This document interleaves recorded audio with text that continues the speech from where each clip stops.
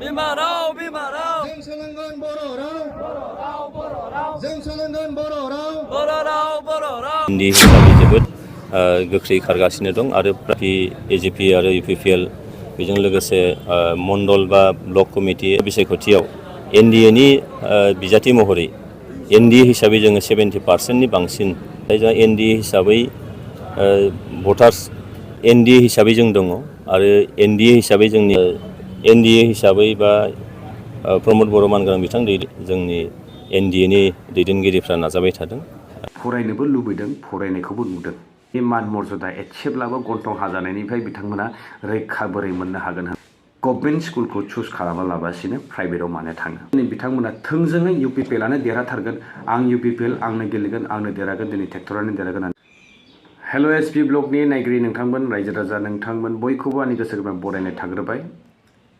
गोबाव समसै रायजो राजा नोंथांमोननि कमेन्ट्सखौहाय आङो फरायथिनानै होनायनि खाबुखौनो मोनाखै बा सम मिलायनि जाहोनाव आङो फरायथिनानै होनो हायाखै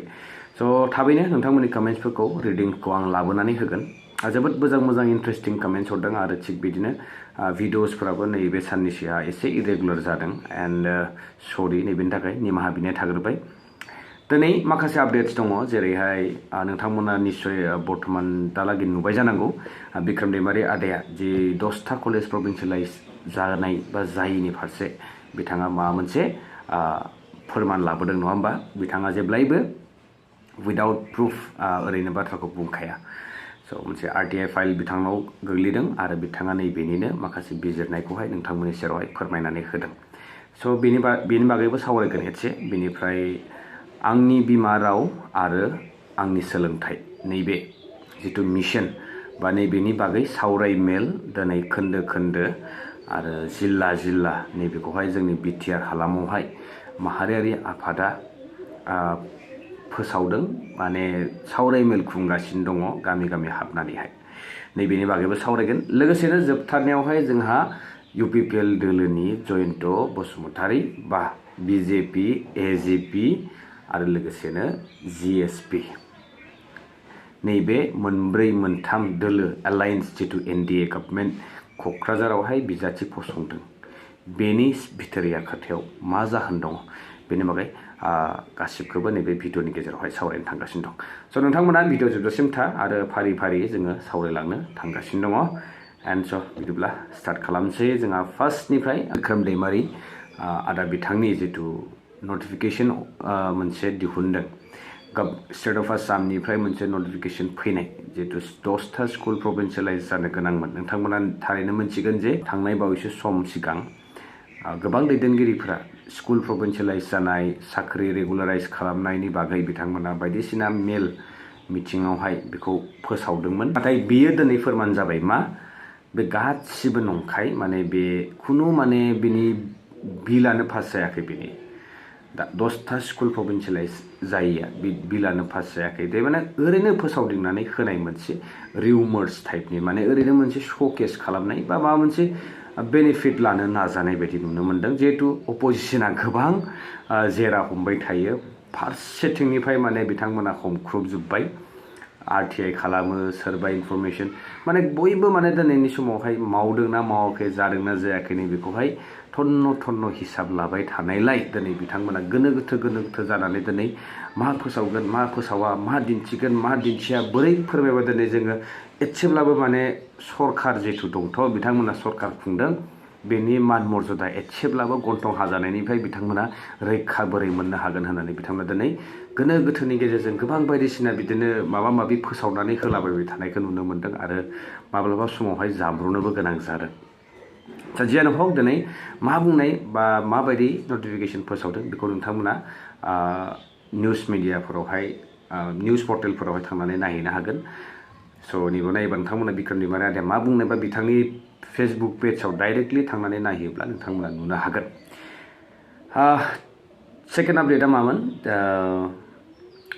आंनि बिमा राव आरो आंनि सोलोंथाइ नङा होमबा हयथ' नोंथांमोननि गामिफोरावबो दिनै बिथांमोना थांबाय जानांगौ बा बिदिनो सावराय मेल खुंदों आंहा बेयाव खुनु अबजेक्सन गैया गासिबो खोथाया सैथो दिनै बिथांमोना बुंनाय जिहेतु आसि थाइसेजों जोङो सोरखौबा थुयोबा जों जेब्लायबो गोसोआव लाखिनांगोन जे आसि थाइथामा आंनि फारसेनो आसि थुगासिनो दङ। स' नैबेनिनो फारसे आङो फंनैसो बाथ्रा बुंनो सानदों। दिनै बिथांमोना बर' बिजोंजों सोलिनाय बर' मिडियाम स्कुल्सफोरखौहाय लवार प्राइमारि स्कुल्स बा एमइ स्कुलफोराबो माने गोबाङानो माने मार्ज जाजोबनो हमबाय, माने फरायसाफोर गैला, फरायसा फरायसुलिफोर गैला, जायनि जाहोनाव माने स्कुला थायासै बेफोरबायदि। स' नैबेनि थोंजों जाहोना मा जे दिनै बिमा बिफाफोरा सिनसियारलि माने गावनि गथ' गथायखौ लानानै अवेरनेस मोनसे फैदों ना बिथांमोना मोनसे ट्रेन्डिं सोलिदों बेफोरबायदि। दा आं बुंनो गोनाङा सिम्पलै, आं बारा गोलावै बुङा, बांद्राय कमप्लिकेटबो खालामा। बिथांमोननि मोनसे स्कुलनि बेनाराव आङो नुदोंमोन मा गोजौ थाखोनि सोलोंथाइ लानो थाखाय बिजोङा गोनांथि नङा होननाय नुदोंमोन। बे बहा नुदों बेखौबो खोन्थागोन। स' दिनै माहारियारि आफादनि प्राइमारिनि बा इउनिटनि दैदेनगिरिफोर जाय बिथांमोना सावराय मेलखौ लादों दिनै गामि गामि। दिनै फार्स्ट अफ अल दिनै आसि थाइसेखौ जोङो सोरखौबा थुयोबा थाइथामा निजिनाव नाङो होननाय बायदि बिथांमोना दिनै रायजो राजाफोरखौ, बिमा बिफाफोरखौ बुजायफैदों, फोरमायफैदों बा गामि आफादफोरखौहाय बुजायफैदों जे गामिनि स्कुलखौ फोथांना लाखिनोबा जोंनियावहाय मुं थिसननाय हाबाफारियावहाय जोबोद गोसो होनांगोन बा जोङो जोथोन लानांगोन आरो हाजासे बेयाव फरायसा फरायसुलिफोरखौ मुं थिसननानै होनांगोन। नाथाय थोंजोङै जोङो मा सोरबा माने प्राइभेट स्कुलावहाय हरनो हायै बिमा बिफाखौसो बुंनाय बायदि जायो। दा दिनैनि समाव बयबो बिमा बिफाफोरा हाब्लाबो हायाब्लाबो मोसौ मोसा फाननानैब्लाबो जिखुनु राहा दिहुननानै गावनि गथ' गथायखौहाय प्राइभेट स्कुलावहाय फाथायहरो बा दैथायहरो, जाहाथे इयुननि समाव मोजां सोलोंथाइ लानो हाथों होननानै नैबे सिमांखौ दिनैनि समाव बयबो नुयो। बिराद पारफेक्ट, थिगानो दङ, बयबो नुनांगौ। स' दिनै बर' बिजोंजों प्राइभेट स्कुलाव फरायगासिनो दङबो, नाथाय सरकारि डाटायाव बर' बिजोंजों नों फरायदों प्राइभेट स्कुलाव ना नोङो गुबुनजों फरायदों बेजों खुनु कानेक्सन गैया। दा कानेक्सना मा, दिनै बर' बिजोंजों फरायनो थाखाय, बर' रावजों बर' मिडियामाव फरायनो थाखाय दिनै फरायसा फरायसुलिफोर जा एसे दंमोन बिथांमोनाबो दिनैनि समाव बा सोरबा गोसो जादोंब्लाबो बर' बिजोंजों सोलियो बे स्कुला। बा सोरनिबा गथ' गथाय जाय बिथांमोना सावराय मेलाव फोसावदिंबाय थादों, बे फार्स्ट स्टेप दे बिथाङा गावनि गथ' गथायखौहाय एज आ एग्जाम्पल दिनै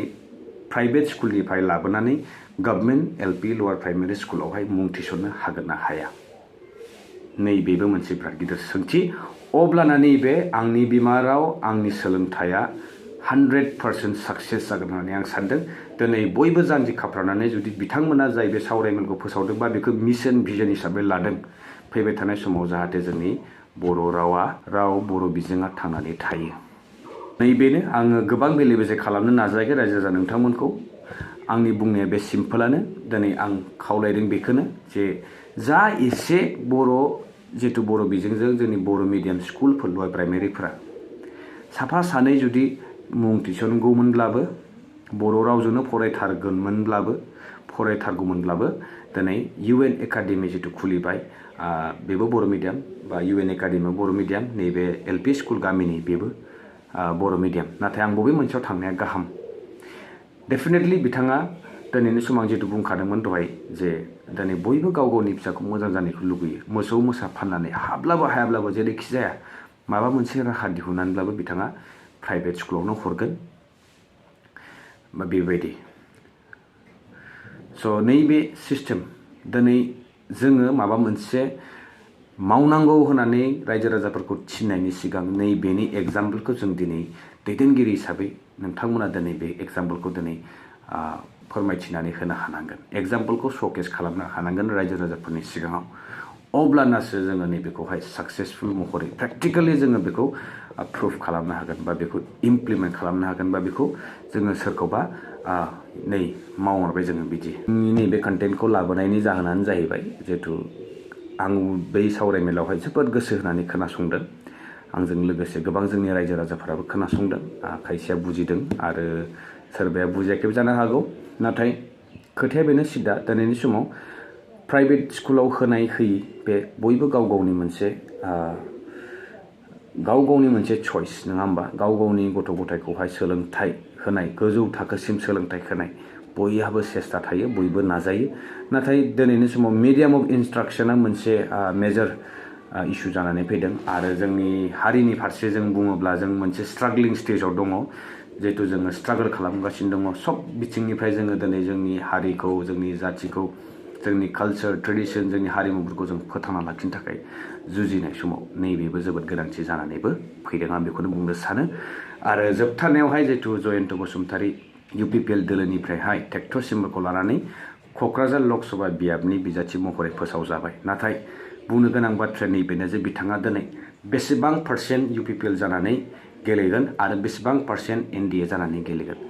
आं बे खोथाखौ मानो बुंदों दिनै बिथाङा मोनफ्रोमबो खोथायावनो मोनफ्रोमबो बाथ्रायावनो दिनै बिथांल' नङा बिथांजों लोगोसे UPPLनि गोबां दैदेनगिरिफोरा गावसोरनि पार्टिनि मुंखौनो लानो माने सानसे समाव बावलांसिगोन नामा होननानै आंहा एसे सन्देह जादों मानोना दिनै बिथांमोना थोंजोङै UPPLआनो देरहाथारगोन आं UPPL आंनो गेलेगोन आंनो देरहागोन दिनै ट्रेक्टरानो देरहागोन होननानै गभर्नमेन्ट स्कुलखौ चुज खालामालाबासिनो प्राइभेटआव मानो थाङो सिम्पल पइन्टआनो जाहैबाय दिनै जाय बिथांमोना सावरायमेलखौ फोसावदिंबाय थादों बिथांमोनानो दिनैनि समाव बबेबा नङा बबेबा बर' बिजोंनिनो प्राइभेट स्कुलनि अनार जानानै दङ दिनै बिथांमोना बड'फा UNनि नामावहाय UN एकाडेमि गोबां प्राइभेट मोनसे स्कुल इनस्टिट्युट सालायगासिनो दङ नैबेफोराव थोंजोङै दिनै बिथांमोना गामि गामि बेफोरनि एडभार्टाइजमेन्ट खालामनाय बायदिबो जाहैदों मोनसे समावहाय बर' रावखौ दिनै रावबो नेवसियाखै दिनै बर' रावखौ बयबो गनायनानै लादों फरायनोबो लुबैदों फरायनायखौबो नुदों नाथाय बहा रुटआ एसे डाइभार्ट जानानै दिनै प्राइभेट गभर्नमेन्ट LP स्कुलखौ नागारनानै दिनै बिथांमोना UN एकाडेमिफोरावहाय फरायगासिनो दङ स' नैबे जादों दिनैनि समावहाय जोंनि बर'फ्रा फ्रायानो माने आगोलनिफ्रायनो जिहेतु बर' बिजोंजों बिदि फरायसालिफोर गैयामोन हयथ' आसामिस मिडियाम बा इंलिश मिडियाम बेफोरबायदि फरायखायोमोन बेनिफ्राय दा जिहेतु बर' रावा गेवलांथों होननाय मोनसे स्ल'गानखौ लानानै जोङो बयबो जुजिनायनि गेजेरजों दिनै जोङो क्लास 12 सिम बर'जोंहाय फरायनो हानाय जाहैबाय स' नैबे जोबोद मोनसे बिराद गिदिर मोनसे क्रेडिट जोंनि थाखाय एन्ड बर' थुनलाइ आफादखौ जोबोद जोङो साबायखर बावनांगोन माहारियारि आफादखौ साबायखर बावनांगोन नैबे बेलायाव नाथाय बबेबा खोन्दो बबेबा प्राइमारिफोर इउनिटफोरावहाय दिनै जाय बिथांमोना दिनै UN एकाडेमि मुङै प्राइभेट स्कुल बर' रावजोंहाय खुलिनानै दोनदों दिनै बै ओनसोलफोराव जोङो डाटाखौ नायोब्ला मैखोमै बर' LP स्कुलफोरावहाय सरकारि जितु LP स्कुलफोरावहाय फरायसा फरायसुलिफोरा खमायनो हमदों नाथाय बे खोथाखौ बिथांमोना स्पष्टयै बुंनो हायाखै आरो बेलाफारसेथिं बिथांमोना लुगैदों जे मुं थिसनजानांगोन बा जोंनि बै गभर्नमेन्ट स्कुल गामि ओनसोलनि बेफोर थांनानैबो थानांगोन आरो बिथांमोना माने निउट्रेलाइज खालामनानै खोथाखौ बुंदों जे बेलेन्स खालामनो थाखाय खोथाखौ बुंदों प्राइभेटआवबो दा फरायहोनाखै गभर्नमेन्टआवबो दा फरायहोनाखै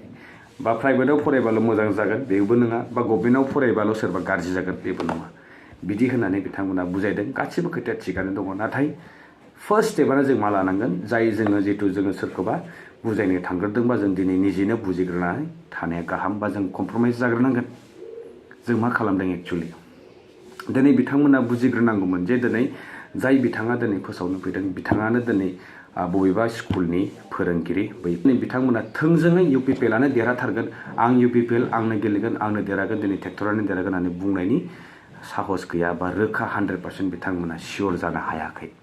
दिनै बिथांमोना सोरनिबा थावजों जिहेतु सोलिगासिनो दङ बा सोरनिबा बिखुङाव सोनारनानै बिथांमोना गसंनानै दङ नैबेफोरबायदि दिनैनि नुथाया बा बिथि स' जेब्लायबो बिथांमोना NDA BJP GSP AGP माने जेब्लायबो माने सोरनिबा साहाराखौ लानानै बिथांमोना दिनै थांनानै दङ बा सोरनिबा अक्सिजेनखौ लानानै बिथांमोना दिनैनि समाव हां लानानै दान्दिसे समखिनिखौ थांनानै दङ होननाय बायदि स' आसा खालामदों बिथांमोना दिनै रिजनेल पार्टि हिसाबै गोख्रों जानांगौ आरो साहस खालामनो नाजानांगोन नङाब्ला दिनै सोरबाया सोरखिलाङोबा आरो फिन खनसे जोङो जि थासारि नुदोंमोन थांनाय समफोरावहाय नैबेफोरो फिन खनसे जाबावनो नाङा होननानै जों बयबो रायजो राजाफोरा मिजिंथियो एन्ड जोबथारनायाव बेस्ट उइसेस बयखौबो मोनफ्रोमबो दोलो मोनफ्रोमबो पार्टि आरो बिजाथिफोरखौहाय जे मोजाङै मोजां नोंथांमोना देरहासार जालाङो स' नैबेसोनोसै स' देरहानाय जेननाया थाखायो नाथाय नैबे बेलायाव जोंनि रिजनेल दोलोनि सासे नङा सासे क'क्राझारखौ एटलिस्ट हल्ड खालामनानै लानो हायोब्ला मोनसे गोजोनथाव खौरां होननानै बुंनांगोन जोंनि हारिनि थाखाय एन्ड जोबथारनायाव भिडिअफोरावहाय माबाफोर गोरोन्थि जालांबायबा आसा खालामदों नोंथांमोना आंखौ निमाहा होगोन होननानै स' बिदिबा लोगो मोनसिगोन नेक्स्ट भिडिअ टिल देन स्टे टिउन